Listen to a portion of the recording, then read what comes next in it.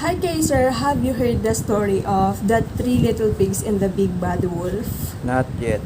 So let's begin the story. Once upon a time, Mother Pig once lived in a farmyard with her three little pigs. They had plenty of food to eat, and the three little pigs grew up strong and healthy. One day, the Mother Pig called them to her. You are growing up so fast. Soon there will be no room for us all. Here in the farmyard, you must go out into the big wide world and build your own houses. But don't forget to watch for the big bad wolf.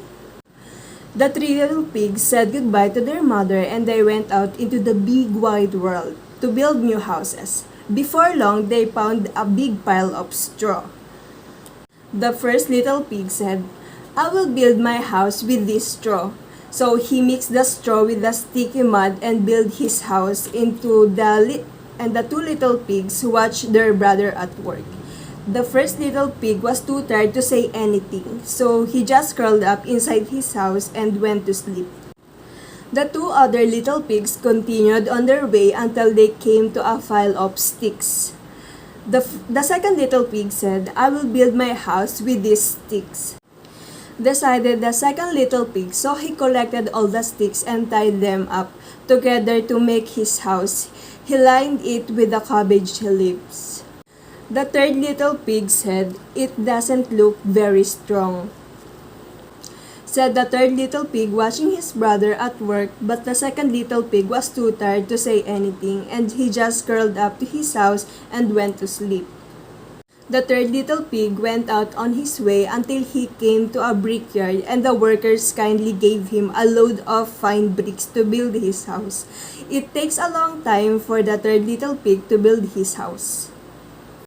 His brothers laughed at him and said it was a waste of time with. The third little pig just carried on until he had built a fine strong of house. Soon after, this big bad wolf was walking through the straw and came to the straw house. He saw the little pig at the window and thinking much he would enjoy a little pig for supper and he called out, Not by the hair on my chinny chin chin. The pig was so scared, so the wolf shouted crossly, Then I will blow your house down.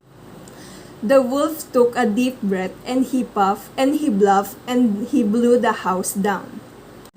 The first little pig ran away to his house and kept rolling until he came to his brother's house that made of sticks. Let me in quickly, knocking on the door. The first little pig said, The big bad wolf is coming. He knocked on the door and said, little pigs, let me in. Not by the hair on our chin. They shouted that. He took a deep breath and he huffed and he puffed and he blew the house down. The two little pigs ran away in tents and they went out to the house made of bricks.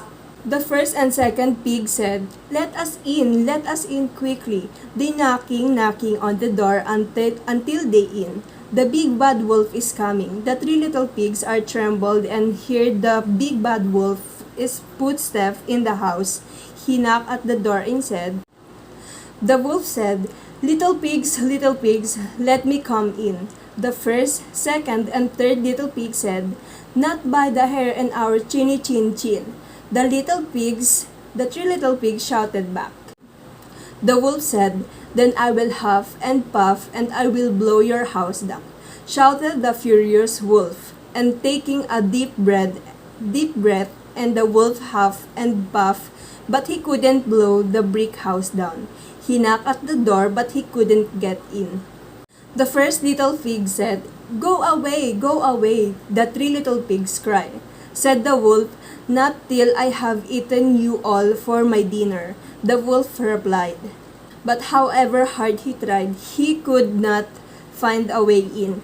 Finally, the wolf gave up and slunk away to think how he could trick the three little pigs. The following day, he came back and smiling to the pigs. The wolf was more determined than ever to catch the three little pigs and have them for his dinner. So he climbed into the roof of the house and thinking that he could climb down the chimney. The third little pig heard the wolf on the roof, so he called softly to his brother. The third little pig said, "Quickly, quickly, let us put the cooking pot on the fire." When the wolf came down the chimney, he fell straight into the pot, and that was the end of the big bad wolf. The three little pigs lived very safely and happily in their brick house for the rest of their lives. And that's the end of the story of the three little pigs and the big bad wolf. Have you enjoyed the story? Yes. Thanks so much for listening. Bye!